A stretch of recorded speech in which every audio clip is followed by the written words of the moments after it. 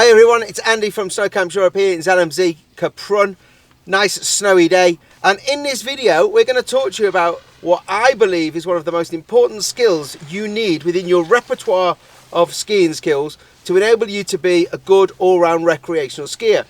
Now, we see a lot of people posting video content about edge angles, dynamic skiing, carving, getting early edge pressure before the foreline. And this is all well and good for a certain number of people, kind of the top 15% of very good recreational skiers.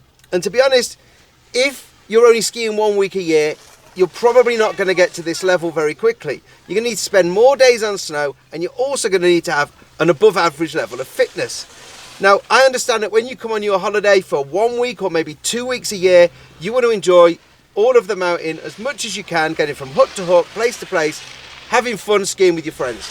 And that's why I think that this skill is probably the most important skill for you to have in your remit of skills. And this skill is actually not carving or edging extremely, it's actually sliding and slipping. And I'm going to tell you why this is important and how this can be useful to you in your everyday skiing and also get you out of trouble at times. Now, as you'll see in the video, I'm doing a basic side slip. Side slipping, in my opinion, is something that isn't trained enough through the ski school progression of teaching people to ski. They maybe spend 15 minutes on it and then it's done. I actually think you need to spend a little bit longer on side slipping and actually perfect it, because it can be used in many ways within your skiing.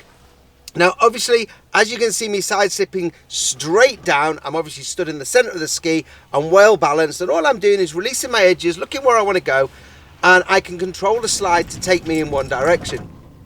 I can also, by just making a small movement to lean forward, I can make the skis slide forward, and make a small movement backwards, I can make the skis go backwards.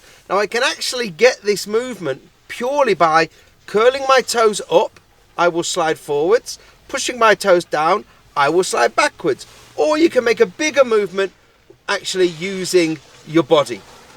Now, this is just basic side slipping, but as well as side slipping, we also have sliding. Now, if I was to tell you that carving's out and sliding's in, then if you're a recreational skier, this is how you should think, because you can't carve down everything, but you can slide down everything. And if you can master sliding the ski in a long turn or in a short turn, then you're going to be able to ski more of the mountain, have more fun on your holiday, and not only you're going to conserve energy. Now, a friend of mine did recently post a video about the most efficient way to ski, and even though it was a spoof video, he did say about sliding. Sliding the skis doesn't work the legs anywhere near as much as edging the skis. So let's take a little bit of a look at me sliding in long turns and short turns.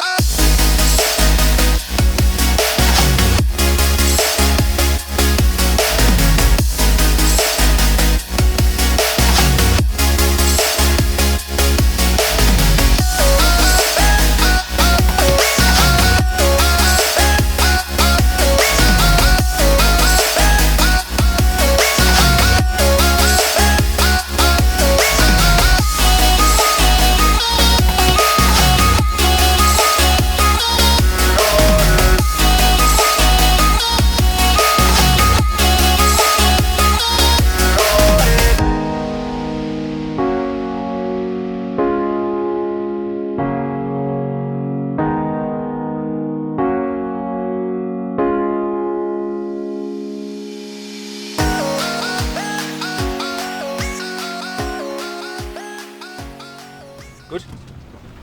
So as you can see from that footage there, I was doing a combination of long and shorter turns, but I was sliding the skis or drifting the skis around the turn.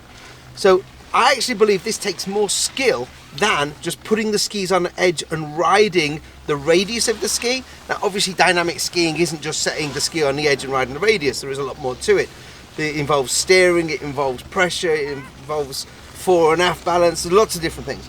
But I actually believe that sliding the ski with control and with change of direction is a more difficult skill to learn. However, everybody can learn it, and once you've mastered it, as you can see there, I skied down. They were nice, medium long, short turns, well controlled, and I don't fatigue my body. Now granted, I'm stood a little bit higher than I normally would ski, but if I'm on my holiday and I want to get around a mountain and I want to do it with less fatigue on my legs, then this way of skiing is going to help. But it's not just all about the less fatigue, it's about the skill of sliding the ski. And as you can see, those turns were very rounded, they were very precise. I went exactly where I wanted to go, and I did it by controlling the edge angle. I didn't need to just set it and ride the edge, I controlled the edge angle, and this control of the edge angle is what makes sliding, in my opinion, a more difficult skill than edging. Now, as you saw with the side slipping, I could release the ski and slide slowly, I could release the ski and slide quickly, and I could change that direction forwards and backwards. As you can see with the turns, I'm sliding the ski around, I'm using my edging skills to get me around. There is an element of steering involved as well, but I'm controlling my speed. At no time did I accelerate, which a lot of recreational skiers find. And I rounded the turn all the way to the end of the turn before I then released the ski into the next turn. So, one thing to take from this is sliding, in my opinion, is a more important skill to have in your skill set for skiing than just edging. So the next time you come on your holiday, take a lesson, spend a good amount of time on mastering how to slide the ski, and you're going to have a much better holiday for it. So Andy for Side Camps Europe saying, carving's out and sliding's in. Catch you later.